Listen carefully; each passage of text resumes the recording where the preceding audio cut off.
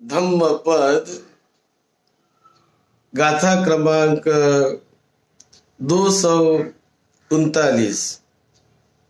आज दिनांक 19 अक्टूबर 2020। ये बड़ी महत्वपूर्ण गाथा तथागत बुद्ध ने श्रावस्ती के अनाथ पिंडिक द्वारा बनाए गए और भिक्षु संघों को दान दिए गए उस जेतवन विहार में जब तथागत बुद्ध विहार करते थे, उस समय एक ब्राह्मण को उद्देश्य करके ये गाथा तथागत बुद्ध ने श्रावस्ती के जेतवन बुद्ध विहार में कही है। अनुपुब्बेन मेधावी थोकं थोकं खने खने कम्मारो रजतस्येव निद्धम्मे मलमत्तनो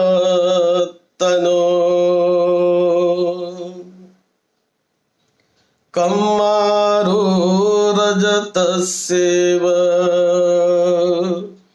निद्धम्मे मलमत्तनो।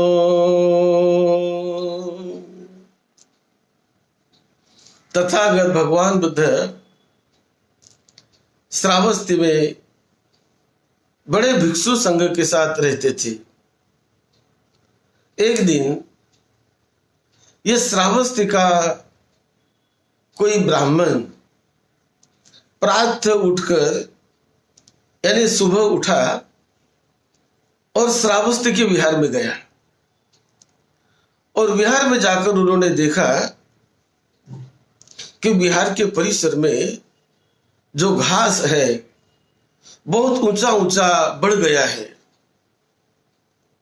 जो जंगली घास होता है तो जहां वहां वो घास ऊंचा हुआ, बहुत घास ऊंची उग गई, बहुत बढ़ गई। तो ये जब ये ब्राह्मण ने देखा तो उसके मन में आया कि क्यों न मैं इस घास को साफ कर लूं। तो घर गया और घर जाकर दूसरे दिन कुदाल, फावड़ा आदि वो सामान लेकर आया और सामान लेकर आया और सारा घास उसने काटना शुरू कर दिया। घास काटा, जमीन को संवारा, साफा, बहुत सुंदर तुरुड़ रहित जमीन को बना दिया और बड़ा साफ सुथरा चिकना ऐसे जमीन को बना दिया उसने कुछ दिन मेहनत करके, और बड़ा प्रसन्न होने लगा। उसके बाद एक दिन और भी वो विहार में गया। विहार में जाकर उसने देखा कि जो भिक्षु चिवर पहनते हैं और फिर चिवर को कहीं जहां वहां सुखाते हैं, तो ये जो विहार है, इस विहार में जो मिट्टी है, तो मिट्टी की धूल कभी हवा आने से, वो तूफान आने से, थोड़ी भी हवा आने से मिट्टी की धूल सब उड़ती है और उनके चिवर गंदे हो जाते हैं। तो मैं क्या करूं? तो विचार करने लगा, संकल्प किया कि नहीं, यहां पर मैं नदी की जो बालू है, ये नदी के बालूका को मैं यहां बिछा दूंगा। तो वो गया और नदी के बालू का लाने लगा और उस नदी की जो बालू है, वो बालू को सारे परिसर में उसने बिछा दिया। अपनी गाड़ियां लगाकर ये वो करके उसने सारा सुंदर परिसर में बालू बिछा दी और बड़ा संतोषी होने लगा। उसके बाद एक दिन और भी वही ब्राह्मण देखने लगा कि विहार में जो भिक्षु रहते हैं और बड़े प्रखर धूप में वो एक दिन गया और देखा कि बड़े प्रखर धूप में जो भिक्षु रहते हैं बिहार में तो पसीना चूर हो जाते हैं, बहुत बहुत पसीना उनको गर्मी की वजह से, धूप तेज धूप की वजह से, जो प्रखर धूप होती है उसकी वजह से बड़ा पसीना भिक्षुओं को उसने आते हुए देखा। तो क्या करूं, तो उसको लगने लगा कि नहीं, एक मंडप बना दो कि जिस मंडप में ये भिक्षु आराम से छांव में रहेंगे और सुखपूर्वक रहेंगे, धम्म का सुखपूर्वक काम करेंगे। तो ऐसा उसके मन में आ गया और उसके मन में आकर उसने एक मंडप बनवा दिया और फिर वो मंडप में छांव आने लगी, छांव हो गई और धूप से भिक्षु लोगों को राहत मिली, परेशानी से बच गए। फिर एक दिन और वही ब्राह्मण और एक दिन गया और प्रातः जाकर उसने देखा कि वर्षा हो रही थी, बारिश गिर रही थी। तो जोरों की वर्षा होने से भिक्षु इधर उधर भागते, यहाँ जाते वहां जाते, ये करते वो करते हैं। ऐसा उसने वहां पर उस ब्राह्मण ने देखा और देखकर उनको लगा कि ये भारी वर्षा जब होती है तो उनसे बचाव के लिए चलो भिक्षुओं के लिए ये न भीगे, न इधर उधर भागे दौड़े, इसलिए एक शाला बना दो। तो एक शेड जैसा एक शाला उन्होंने, एक हॉल जैसा उसने बना दिया कि चलो जिसमें भिक्षु आराम से विश्राम से रहेंगे। तो इस प्रकार उसने वो शाला बना दी और फिर उसके मन में आया कि अब इस शाला के उद्घाटन के लिए, भवन के उद्घाटन के लिए क्यों न मैं बुद्ध प्रमुख भिक्षु संघों को ही बुलाऊं और उनके दान का नियोजन करूं और बुद्ध की देशना भी सुनूं। ये तो बिना बताए उसने अपने मन से कर दिया और अब उनके मन में आया कि बुद्ध की देशना भी सुनो, जो मैंने किया है वो भी बताऊंगा। ऐसा सोचकर एक दिन वो बुद्ध के पास गया और बुद्ध के पास जाकर उनको वंदन करके प्रणाम करके कहने लगा, बताने लगा कि बनते ऐसा ऐसा मैंने किया है। पहले तो मैंने सारा घास कटवा दिया है और घास कटवा कर जो बड़ा ऊंचा ऊंचा घास उग गया था तो घास मैंने कटवा दिया, जमीन को बहुत सुंदर समतल बना दिया, बड़ी चिकनी और साफ सुथरा जमीन बन गई। फिर बनते एक दिन ये जो धूली जहां वहां उड़ रही थी हवा आने से, तो मैंने वहां पर ये रेती लाई, बालू लाई नदी की, और बालू वहां पर बिहार के परिसर में डालकर वो मैंने ये काम किया। और उसके बाद एक दिन ये मंडप मैंने बनवा दिया, भिक्षु धूप में उनको छांव मिले, और अभी मैंने एक हॉल बनवा दिया है। तो ऐसा बुद्ध को उन्होंने वंदन करके, और भगवान मैं अभी भिक्षु संघ को निवेदन करता हूं कि आप उसके उद्घाटन के लिए आप आइए और ये पुण्यानुमोदन भी आप देंगे ही, तो आप आइए भिक्षु संघ के साथ। तो बुद्ध ने स्वीकार कर लिया और फिर बुद्ध उस समय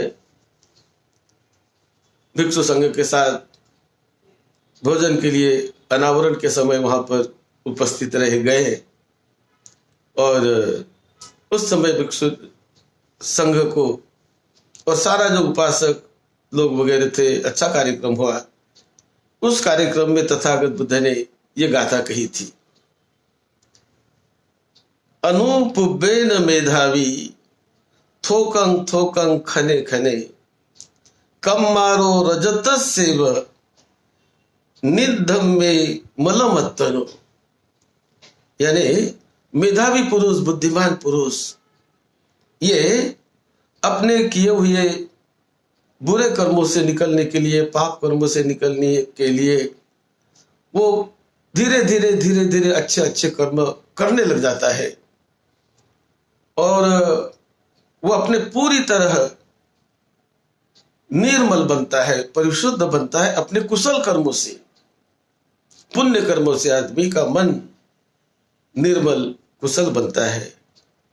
उसी प्रकार पुण्य कर्म धीरे धीरे भी कोई करता है, कभी ये कभी वो कभी वो कभी वो, ऐसा करते करते वो पुण्य का इतना संचय कर लेता है, इतना संग्रह कर लेता है कि वो बहुत उससे ऊंची अवस्था तक पहुंचता है। बड़ा सुख उसे मिलने लगता है, बड़ी शांति उसे मिलने लगती है। और जब जब वो अपने पुण्य कर्मों को स्मरण करता है कि मैंने ये पुण्य काम किया, मैंने वो पुण्य काम किया, मैंने वो पुण्य काम किया, मैंने ये कुशल काम किया, मैंने वो पुण्य काम किया, ऐसा जब वो सोचता है तो और भी उनको प्रसन्नता मिलने लगती है, और भी आनंद मिलने लगता है, और भी सुख मिलने लगता है, और भी शांति मिलने लगती है। और जो क्लेश होते हैं उनके, वो सारे क्लेश ये पुण्य के बल से खत्म हो जाते हैं, निकल जाते हैं। और जिस प्रकार सोना, बुद्ध ने बड़ा अच्छा उदाहरण दिया है, कम्मारो रजत सेव निधमे मलमत्तनो। ये जो सुवर्णकार है, गहने बनाने वाला, जिसे हम सुनार कहते हैं या सुवर्णकार, तो ये सुवर्णकार के पास यदि हम सोना ले जाते हैं, कोई गहने हमें बनाना है, उस सोने पर या कुछ गहनों पर यदि धूल चढ़ी हो या सोने पर कुछ धूल चढ़ी हो, कुछ वहां पर मल सोने पर कभी बैठ जाता है, चढ़ जाता है, तो ये सुवर्णकार क्या करता है, उसको, उस सोने को शुद्ध करने के लिए वो उन्हें तपाता है, गर्म करता है, फिर ठोकता है, फिर तपाता है, फिर ठोकता है, फिर तपाता है, गर्म करता है, फिर ठोकता है। एकदम नहीं, धीरे धीरे धीरे धीरे धीरे धीरे बहुत सावधानी से, कि सोना खत्म भी ना हो, सोना निकले भी नहीं, लेकिन सोने पर चढ़ा हुआ मैल जो है वो निकल जाए। तो सोने पर चढ़े हुए मैल को निकालने के लिए ये जो सुवर्णकार है, सुनार, तो ये सुवर्णकार उस सोने के गहने को, सोने के वस्तु को वो बहुत सावधानी से गर्म करता है, तपाता है, फिर उसको साफ करता है, फिर साफ करता है, फिर तपाता है, फिर साफ करता है, फिर तपाता है। और वो जो सोने पर जो मैल चढ़ा हुआ था, मैल बसा हुआ था, धीरे धीरे धीरे धीरे उसको वो साफ करते करते, सोने को तो कोई नुकसान नहीं पहुंचा, लेकिन मैल को उसने जला दिया, मैल को उसने निकाल दिया। और वो निकाल कर अब सोना और भी चमकने लग जाता है, पहले से अधिक चमकने लग जाता है, क्योंकि उस पर चढ़ा हुआ मैल निकल गया, उस पर चढ़ी हुई गंदगी निकल गई। और जब गंदगी निकल गई, मैल निकल गया, तो सोना और भी सुहाना होता है, और भी पहले से अधिक चमकने लगता है। ये बात तथागत बुद्ध ने उस ब्राह्मण को बताई और लोगों को ये प्रवचन बुद्ध ने सुनाया कि पुण्य कर्म हमेशा करने का प्रयास करना चाहिए, बार बार उसे किया करे, थोड़ा थोड़ा क्यों न हो, बार बार उसे करते रहे, तो बड़ा कल्याण होता है। तो ये जो रेती बिछाने की बात यहाँ पर आई, मैं जब श्रीलंका में था, श्रीलंका में देखा मैंने कि श्रीलंका के बुद्ध विहारों में, हर बुद्ध विहार में वो बालू बिछाई हुई होती है।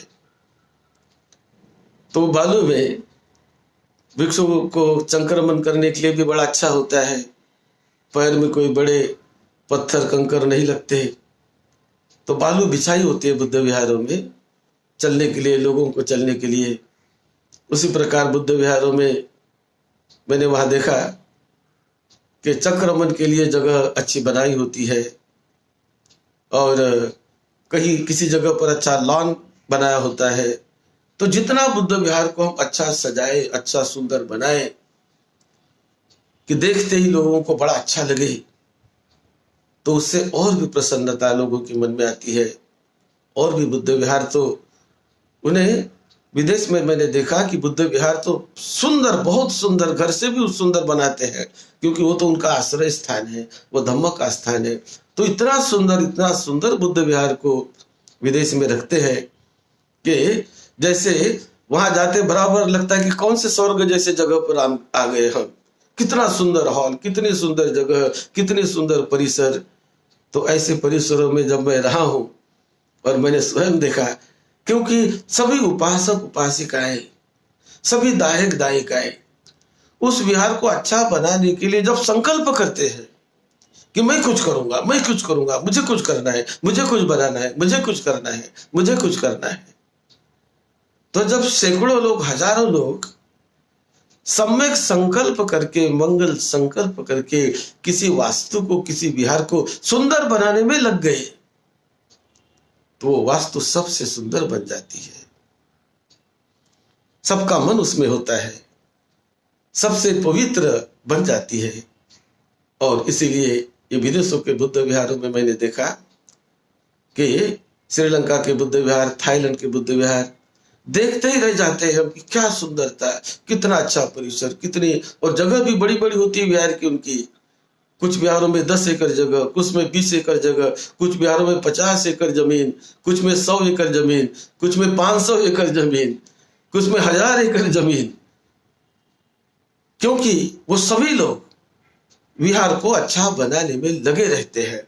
एक फैमिली नहीं, एक परिवार नहीं, तो सैकड़ों परिवार, हजारों परिवार जब किसी विहार को अच्छा बनाने में लग गए, अपने भावना से लग गए, अपने श्रद्धा से लग गए, तो विहार सुंदर बनेगा ही। ऐसा बनेगा कि जब कभी वहां जाते हैं तो विहार में जाते हैं बड़ी प्रसन्नता से, कि गेट में जाते बराबर उनको लगता है कि कहाँ आ गए हम, कितने शांत और मंगलमय सुंदर जगह पर आ गए हम। तो ये प्रथा विदेश में मैंने देखी, मैं स्वयं वैसे विहार में रहा हूं। और आज आप भी देखिए कि जो विदेशी लोगों ने भारत में आकर जो बुद्ध विहार बनवाए हैं, देखिए थाईलैंड वालों ने कैसे विहार बनवाए श्रावस्ती में, थाईलैंड वालों ने कैसे विहार बनवाए बोध गया में, थाईलैंड वालों ने कैसे विहार बनवाए, थाईलैंड श्रीलंका वालों ने कैसे विहार बनवाए सारनाथ में। कितने सुंदर विहार सारनाथ में है, बुद्ध गया में है, श्रावस्ती में है, कुशीनारा में है। वो जितने हमारे जो पवित्र स्थल है, यहाँ जाकर देखिए आप, जो हमारे लोग, बहुत सारे लोग जाते हैं हमेशा, देखिए कितना सुंदर विहार उन लोगों ने बनाया है। विदेश के लोग हैं, लेकिन यहाँ आकर भी उनकी श्रद्धा, उनकी भावना धम्म के प्रति कि सुंदर विहार को मुझे बनाने दो, सुंदर करने दो विहार को। एक नहीं, सभी लोग मिलकर करने का संकल्प करते हैं अपने अपने शक्ति से, अपने अपने बल से, तो विहार सुंदर बनता ही है। लेकिन आज हमारे भारत के विहारों को देखिए, हमारे भारत के जो बौद्ध उपासक उपासिकाएं, उनको देखिए कैसे विहार हम रखते हैं। सुंदर रखना चाहिए हमने विहारों को, सुंदर बनाना चाहिए हमने विहारों को, क्योंकि वो एक व्यक्ति का मकान नहीं है। विहार ये सब धम्म का है, पवित्र ऊंचे धम्म का, जो तथागत बुद्ध ने दिया हुआ धम्म बड़ा ऊंचा, बहुत पवित्र, बहुत सुंदर है, अति सुंदर, अति पवित्र। ऐसे अति पवित्र धम्म के लिए वो धम्म का विहार, वो धम्म की जगह अति सुंदर हो, बहुत सुंदर हो, सबसे सुंदर दिखने लगे। जापान में मैं गया, जापान के विहारों को तो देखते ही रह जाता है, देखते ही रहा हूं मैं। कितने सुंदर, हम फोटो लाते हैं, दिखाते हैं इनको, उनको, उनको, उनको, क्योंकि वहां के जो उपासक उपासिकाएं, दायक दायिकाएं होते हैं, वो दायक दायिक आए उस विहार को सुंदर सुंदर बनाते हैं। और हर एक व्यक्ति अपने ढंग से विचार करता है कि मैं क्या दे सकता हूँ, मैं क्या सुंदरता दे सकता हूँ, मैं क्या दे सकता हूँ, मैं क्या विहार की सेवा कर सकता हूँ, मैं फैमिली के वजह मेरे फैमिली से मैं क्या विहार की अच्छी सेवा कर सकता हूँ, क्या मैं सुंदर से सुंदर दे सकता हूँ। ऐसे व्यक्ति, जब दायक व्यक्ति धम्म के लिए जब संकल्प करते हैं तो विहार अति सुंदर बन जाता है। लोगों का घर वैसा नहीं रहेगा। जापान में लोगों के घर इतने अच्छे नहीं दिखेंगे आपको, लेकिन विहार बोलो तो बहुत सुंदर, अति सुंदर दिखेंगे। थाईलैंड में भी देखिए विहार अति सुंदर, बहुत सुंदर दिखेंगे। लोगों के मकान तो अपनी बिल्डिंग होते हैं, अपना फ्लैट्स होता है, लेकिन जो बुद्ध विहार तो सभी से बना हुआ बहुत ही सुंदर होता है, क्योंकि विहार को सर्वोत्तम श्रेष्ठ मानते हैं, श्रेष्ठ बनाते हैं। तो यही बात मैंने स्वयं अनुभव किया देशों विदेशों में जाकर। तो ये ब्राह्मण उस समय श्रावस्ती में जब विहार में गया, उसके मन में आया, उसने ऐसा ऐसा काम किया। पर जब बुद्ध ने देशना दी और वो देशना से वो जो ब्राह्मण उसी समय देशना सुनकर वो श्रोतापन्न बन गया, श्रोतापन्न बन गया। ये श्रोतापन्न अवस्था को पा लेना, इससे बढ़कर और कोई चीज नहीं है उपासकों के लिए। ये बहुत बड़ा श्रोतापन्न का फल, ये सभी धनों से ऊपर है, सभी धनों से ऊपर है। ये बात सुनकर बहुत लोगों को भी लाभ मिला और ये ब्राह्मण श्रोतापन्न बन गया। इसी घटना से ये धम्मपद की गाथा संबंधित है। आप सबको निरोगत्व मिले, सबको लंबी उम्र मिले, आपके लड़के बच्चे को, परिवार के छोटे बड़े सभी को सुख शांति मिले, धम्म की अनंत मंगल मैत्री आप सभी को मिलती रहे। यही मंगल कामना के साथ, यही मंगल मैत्री के साथ सद्धम्म की सेवा में, आपकी सेवा में डॉक्टर भदंत राहुल बोधी महाथिरो। आप सबका मंगल हो।